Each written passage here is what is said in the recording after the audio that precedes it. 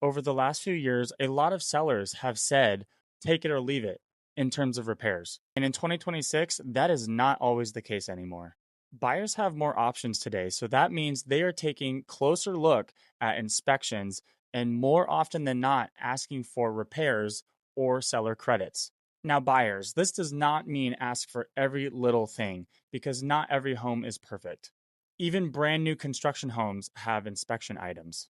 So I want you to focus on the big ticket items that really matter, which are safety concerns, environmental, and structural problems with that home. So when you see that inspection report, do not expect every little item to be fixed by the seller. Now, sellers, that does not mean that you have to fix every little thing either, but be willing to work together with that qualified buyer that ultimately wrote an offer on your home. So you want to keep that buyer as much as possible and help them get to the finish line.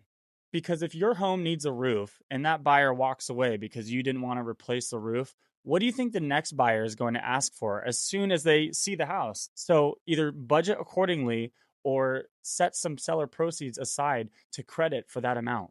This might be a hot take, but the goal is not to win the inspection negotiation. It's to get everyone to the closing table.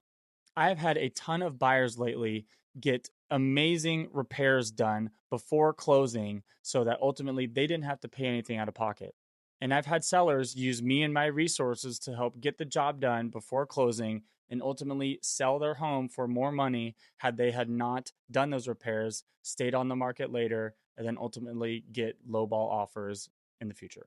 So if you're wanting to learn more on how to navigate the market in Vancouver, Washington, and Portland, Oregon, give me a call. This has been the Cowboy Realtor. We'll see you on the next one.